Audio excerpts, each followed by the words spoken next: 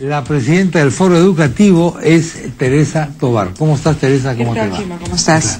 ¿Te ha sorprendido el resultado de la prueba del PIS? La verdad no. ¿No te ha sorprendido? No, porque ya hace muchos años, ¿no?, que venimos en esa misma situación y no se ha hecho en general. Creo que no se trata de buscar culpables. Yo en lo particular creo que no hay un culpable. ¿Por qué? Porque esta situación se arrastra hace ya casi 20 años, por lo menos 10, ¿no? Entonces, creo que no, como país, ¿no? Como país no hemos priorizado la educación. Esa es mi conclusión, solamente en el discurso. Se ha dicho, no hay gobernante, no hay candidato que no haya dicho la educación es la prioridad. Pero en realidad no ha sido la prioridad, ¿no? Los países que están en la punta de PISA han tenido acuerdos nacionales para invertir en educación. Los ministros de educación de esos países son sumamente respetados.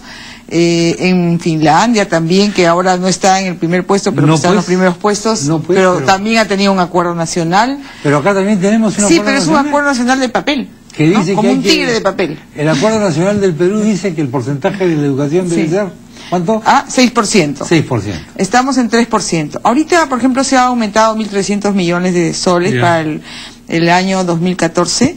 Es exactamente lo mismo que se aumentó el 2013, y está muy bien que se aumente. Pero esos 1.300 soles no hacen mover, 1.300 millones de soles, no hacen mover ni un milímetro. ¿El 3%? Claro, o sea... Entonces, ¿de qué estamos hablando? Por eso, ¿de qué estamos hablando? Hemos tenido el guano, el salitre, épocas buenas, y las hemos desperdiciado, hemos despilfarrado el crecimiento económico. ¿Otra vez vamos a hacer lo mismo? Da la impresión. Da la impresión, ¿no? ¿Por qué no se le da la importancia real a la educación? ¿Por qué no a votos eso? Creo porque se ve a corto plazo, digamos, lo fácil, la ganancia rápida, la inversión, ¿no?, etcétera. Y creo que es una mirada, pues, cortoplacista, ¿no? Una mirada a largo plazo. Entonces, en esta cifra de la famosa evaluación PISA, hay una responsabilidad política. Creo que sí, porque... Del Estado peruano. Sí, porque no es responsabilidad solo del ministro de Educación. Por supuesto que también lo involucra, como Seguro. involucra a los medios, como tú decías, pero creo que es responsabilidad sobre todo del presidente de la República y del Consejo de Ministros en su conjunto. Como todo en este mundo, ¿no? Si le pones más plata a algo, eso mejora. Y claro, de arranque. Además nosotros le estamos poniendo la tercera parte de la plata que le pone México, por lo que no podemos compararnos pues con Corea, ¿no?, en términos de plata, pero la tercera parte de lo que le pone México le pone Chile. Ahí sí, ¿no?, hay un tema básico. Hay un tema básico, creo que hay que tomar la decisión, porque si no el crecimiento se va a acabar. Ya, ¿no?, de aquí a unos 4 o 5 años. Bueno, pero la historia del Perú es la de sucesivos crecimientos con pies de barro. Así es, ¿no? Y bueno, justo de eso también nosotros en la Universidad Católica tenemos una maestría de gerencia social que trata estos temas, ¿no? Porque el abandono de los temas sociales, no solo de educación, sino también de salud y de un conjunto de áreas importantes para el desarrollo, porque el desarrollo no es solo crecimiento económico, si es que no hay prioridad en la vida de las personas, si no hay calidad, si no hay bienestar. Es una apuesta fundamental, ¿no? La maestría de gerencia social ha cumplido 15 años. Ajá. Ya hemos hecho un primer encuentro latinoamericano con los fundadores de esta maestría, que son Bernardo Clisberg, que mandó una carta, y José Zulbrand, ¿no? Ellos inventaron a partir de experiencias como la de Villa El Salvador de esa época, la idea de capital social, y a partir de ahí la idea de cómo se podían dar soluciones a partir de la vitalización del capital social, ¿no? El capital social del que se habla tanto, pero me temo que también es otro saludo a la bandera. Es otro saludo. Ayer entrevistaba al secretario general del SUTE y me ha dejado un poco perplejo, y se lo dije: los maestros no son responsables de nada. Eso tampoco puede ser. No tenemos buenos maestros, Teresa. No tenemos buenos maestros, pero ¿por qué no tenemos buenos maestros, Chema? Porque han sido mal formados, ¿no? Han sido estafados en una formación de mala calidad que ellos mismos han tenido que pagar. Entonces, yo creo que obviamente, eso no excusa a todos los maestros, por supuesto, ¿no? Pero yo creo, o sea, que hay una parte de responsabilidad de los maestros, pero no es la principal responsabilidad de ellos. Antes, digamos, en la época, a mediados del siglo pasado, todo el mundo quería que tu hijo fuera maestro. ¿Tú quisieras que tu nieto fuera maestro? No, ¿no es cierto? Yo tampoco quisiera que fuera el mío maestro. Pongámonos una mano al pecho. En este caso, gracias a Dios. Pero deberíamos no querer. Nietos. No tienes nietos. Y bueno, seguro, tus sobrinos nietos. Si los tuviese, no quisiera que fuese maestro, seguramente. pero el siglo pasado hubiéramos querido que sí, porque las personas tenían vocación, tenían un prestigio social, un sueldo decente, ¿no? Eso no existe ahora, entonces no podemos plantear... No hay una veneración al maestro, hay un desprecio al maestro. Hay un desprecio total, un arrinconamiento, ¿no? ¿Eso tiene que ver en algo con la actitud del SUTEP o no? Tiene que ver, pues, obviamente, cuando... ¿Han ganado eso o no? ¿O soy un exagerado? No, yo creo que el SUTEP es separando pues de Guaynalá y el SUTEP es un sindicato. Y un sindicato, cuando el gremio, cuando sus representados han sido, digamos, precarizados, se defiende en lo más elemental, defiende la sobrevivencia del magisterio como gremio. Si estuvieran en mejores condiciones, por supuesto que tendríamos un sindicato más maduro. Necesitamos sindicatos como existen en México y otros, que planteen además otras cosas más allá, ¿no? Yo creo que los dirigentes del SUTEP y también la rama magisterial tienen una mirada un poco más interesante, ¿no? Las bases, por supuesto, están descontentas, ¿no? Y con razón en mucho sentido, pero creo que hay que construir esa relación con el magisterio. Es un desafío también del país y pasa, pues, en parte por invertir en educación, no solo en los maestros, también en otras cosas, ¿no? Otro nivel de responsabilidad. Busquemos otro nivel de responsabilidad. ¿La familia tiene que hacer algo con la educación o no? Parece que sí. Por supuesto, ¿no? La familia es el primer espacio de socialización, donde uno primero aprende las cosas más elementales, y obviamente las familias también están sufriendo, sobre todo las familias de estratos sociales pobres, de estratos sociales indígenas, rurales, tienen un nivel de precariedad muy básico, muy fuerte, y no tienen mucha posibilidad de apoyar a sus hijos en la escuela, o son familias desagregadas, o son familias con mucha violencia interna, ¿no? Entonces, eso influye, por supuesto, eso influye, ¿no? Entonces nosotros por eso, nuevamente, retomo, ¿no? Creo que las condiciones sociales de un país son fundamentales, y es importante saber gerenciarlas, gestionar esa parte social que a veces desde el lado económico se deja de lado. Es en ese sentido que nosotros desde la maestría estamos tratando de aportar. Un tema que no se suele tocar en estos casos. Los medios de comunicación, ¿tenemos alguna responsabilidad en el resultado del PISA? No el principal, pero lógicamente todos influyen al igual que la familia, ¿no? Yo creo que un medio de comunicación que pudiera alentar la lectura, que pudiera alentar la exploración, que pudiera alentar la inventiva, la creatividad, etcétera. Hay algunos programas, por supuesto, en ese sentido, ¿no? Apoyaría mucho, ¿no? Mucho más que bueno, no quisiera rajar de algunos programas, pero tenemos algunos programas un poco, ¿no? Tipo reality show, etcétera, que no son lo más educativo que podríamos tener, ¿no? Y que exaltan, digamos, valores que no son los mejores, ¿no? Porque claro, a veces se le carga la mano al medio de comunicación diciendo que tiene que cumplir una misión educativa, y lo que el medio te responde, perdón, nosotros somos un negocio de espectáculos. No, pero... ¿Por qué quieren que seamos educadores nosotros? No, pues los medios de comunicación, al igual que cualquier medio cultural son espacios públicos, ¿no? De desarrollo ciudadano, de desarrollo de capacidades, de valores para poder convivir. Hay una responsabilidad. Por supuesto. Ahora, vamos un poco a esta prueba. ¿Está bien que el Perú participe de esta prueba? ¿Es conveniente? Yo no creo que sea tan malo, pero creo que tampoco podemos extremarla. Mira, esa prueba es hecha, en primer lugar, con patrones bastante europeos y urbanos, ¿no? Una de las preguntas, no sé si tú has leído las preguntas. Muy por encima, la verdad. Algunas preguntas hablan de aviones, de aeropuertos. Sí. Imagínate un chipío, pues, que le hagan esa pregunta, obviamente que no. Pero la mayoría sí sabe que hay aviones y aeropuertos. No, pero digamos...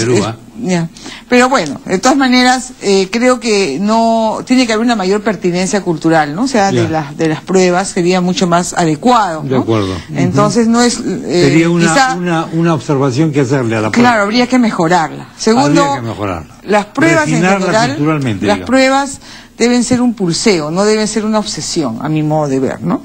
Porque ha habido países como Chile donde llevando las pruebas estandarizadas a una exageración, a una absolutización total, han llevado a que todo el sistema educativo gira alrededor de la prueba. La prueba es una cuestión necesaria que puede hacerse muestral, no tiene por qué hacerse censal, de vez en cuando, por determinado, porque el sistema tiene que ir viendo cómo va. Eso te da prestigio, pues, ¿no? Y tiene un significado político. Sí, pero está haciendo girar todo alrededor de eso. Sí, y entonces distrae. Ahora, por ejemplo, ¿no? distrae las cuestiones fundamentales. El maestro está preocupado por pasar la prueba, el alumno lo mismo, las academias comienzan a formar para eso, desde prekinder se preparan para la prueba. Entonces estamos entrando en una sinrazón, ¿no? Claro. Por ejemplo, los resultados, hay resultados que sorprenden. Primero, China no aparece como totalidad, aparece solamente Shanghái. Tres lugares. Hong Kong y Macao. Y Macao. Esos son los tres lugares que aparecen. ¿Por qué? Porque son los mejores lugares para exhibir. Eventualmente, quizás, no lo sé, pero quizás no creo, deben ser similares, pero en todo caso... Es un poco sorprendente que Shanghái y China aparezcan en primer lugar. Bueno, es que esta vez se dice que la prueba ha privilegiado matemáticas. Ajá. O sea, de los tres aprendizajes, ciencias, matemáticas, claro, matemáticas, ¿no? Entonces, cuando la vez pasada no ha sido así, entonces ha sido casi igual, matemática y comprensión lectora, ahí es donde los nórdicos han quedado mejor, ¿no? En cambio, matemáticas ha quedado, ha hecho que el Oriente, ¿no? Los tigres asiáticos salten, ¿no? Pero también ellos han caído en esta suerte de presión excesiva de los test, ¿no? Hay muchos suicidios, ¿no? Hay bueno, pero hay mucha, hay una es que, por ejemplo, está vinculando, pero no tanto, ¿no? En el sector moderno de la República Popular China, la presión familiar para que el hijo único sea exitoso, sea un genio, es tremenda. Claro, pero eso es insano, ¿no? Pienso yo, tú quisieras que así fuera el país. Pero está dando resultados. Pero resultados ¿en qué sentido? ¿En qué sentido? En el sentido de que en el periódico sale de que y el gobierno. Pero eso genera bienestar. Eso es otra cosa. Pues pero de eso se trata. El gobierno chino de eso se trata. Está feliz de que aparezca en primer lugar. Pero tú, si pudieras, ¿vivirías en China o prefieres vivir mejor en Costa Rica, en un país un poco más promedio, más tranquilo?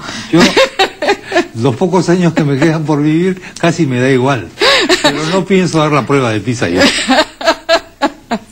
Ahora, pero digamos, claro, pero en fin, es una cosa de los resultados, como tú dices, es verdad.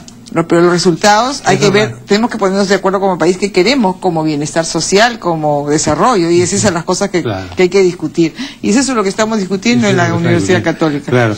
Ahora, por ejemplo, tienes el caso de uno de los países asiáticos, ¿no? El caso de Corea es una revolución educativa, todo el mundo habla de eso, pero es incuestionable, por ejemplo, ¿no? Comenzando de muy abajo, llegar muy adelante, Singapur, etcétera. Ahora, hay para mí cosas incomprensibles, que por ejemplo Kazajistán tenga mejor educación que el Perú, me parece muy extraño. Me deja perplejo, porque Kazajistán está varios puestos por delante de Perú. Sí, pues es que, bueno, habría que ver, pues, si hay una apuesta nacional, porque puede ser un país pequeño, pero si hay una apuesta nacional, porque Finlandia empezó así, era un país que no tenía más que agua, creo, pantanos, no tenía ningún recurso. Los bosques. ¿no? Claro. Los bosques, y no tenía los recursos que tenemos ahora, y apostó. Eso le ayudó, pues. Y hizo un acuerdo nacional, pero igual a la práctica, no como acá, ¿no? Oye, ese es el problema del Perú, nuestras leyes son excelentes. Nuestros acuerdos nacionales son... muchas de ellas. Nuestros acuerdos nacionales son maravillosos. Tenemos un montón de hojas de ruta. No nos gusta ejecutarlos, pues. No. Tenemos un problema nacional de llevar a la práctica las cosas. No servimos para eso. De repente, para llevar a la práctica las cosas, hay que contratar un grupo de tailandeses, pues. Los contratamos y se llevan un porcentaje de... Bueno, yo pienso que por lo menos lo que es el presupuesto de educación no debía decidir el ministro de Economía, ¿no? Debía decidirlo el Consejo de Ministros. Has puesto un gran tema. Vamos a seguirlo conversando después de la pausa, con tu venia. Teresa Tobar, presidenta del Foro Educativo, y este resultado, previsible para ella, a ella no le ha sorprendido. Debo decir que a mí tampoco y a muchos otros tampoco, de la mala performance que tiene nuestro país en materia educativa en esta prueba que se llama la prueba de PISA, pero que no tiene nada que ver ni con la torre de Pisa ni con la pizzería, por si acaso. PISA son 4 letras de la PISA, por sus siglas en inglés. Volvemos enseguida. Con Teresa Tobar, presidenta del Foro Educativo, estamos discutiendo, por supuesto, el tema del puesto último que ocupa el Perú, 65, ¿verdad? En la famosa prueba de PISA. Pero ella ha mencionado de que esto se debe a varios factores, partiendo de uno importantísimo. Estamos todos de acuerdo, teóricamente de dientes para afuera, en que la educación es importantísima, prioritaria, estratégica, etcétera. Pero a la hora de ponerla en el presupuesto, ya ahí las cosas cambian completamente. Pero señalaba ella que hay, además de este factor, otros factores. Y uno de ellos tiene que ver con algo que ha repetido constantemente en los últimos minutos Teresa Tobar, y es la famosa gerencia social. Así es. ¿De qué estamos hablando? Mira, la gerencia social nació como una manera de mirar la cuestión social, llámese cuestión social, salud, educación, seguridad social, trabajo, medio ambiente ahora, ¿no? Todo eso sí, que no es economía, que no es PBI, que no es ganancia solamente, pero que es importante para un país, porque si un país no tiene todo eso, no produce un desarrollo, lo que nosotros llamamos endógeno, propio, ¿no? Entonces, no solamente acumula ganancias y punto, y no se reinvierte con una direccionalidad de desarrollo y de bienestar. Eso, y además nació apostando que ese desarrollo social y esa búsqueda de bienestar debía ser definida con la gente a partir de una red social que se puede llamar capital social, que se puede llamar asociatividad, que se puede llamar democracia, como tú quieras, pero que hace que cuando la gente tiene la apuesta por su desarrollo y en ese desarrollo se ve beneficiada, y las cuestiones resultan, ¿no? Mira la experiencia que pasó en el café de Cusco, ¿no? Donde se logró elevar los ingresos de los campesinos porque un conjunto de cafeteros lograron producir un café de exportación maravilloso, ¿no? Y producieron ahí un desarrollo en la zona, ¿no? Y a partir de allí pusieron en valor nuestros productos y generaron una cadena productiva, y a partir de ahí se puede generar muchísimas más cosas como servicios de salud, etcétera, ¿no? Y de paso comenzar a descentralizar este país que es recontra centralista, ¿no? Si eso se hiciera en todas las regiones del país, ¿no? Creo que la cuestión cambiaría, ¿no? Entonces nosotros hemos tomado en la Católica este tema de la gerencia social hace 15 años que se fundó la maestría de gerencia social, que la dirige Marcela Chueca, y que tomó el tema de gerencia social, que fue una invención de Fernando Kreisberg, ¿no? Y de José Sulbrand, ¿no? Dos sociólogos que se inventaron este término de capital social y de gerencia social, y que comenzaron a desarrollarlo también en otros países, y se está haciendo en otros países. Entonces lo que hemos hecho ahora es un encuentro latinoamericano de gerencia social. Han venido representantes de Argentina, de Chile, ¿no? De Colombia, y nosotros del BID, ¿no?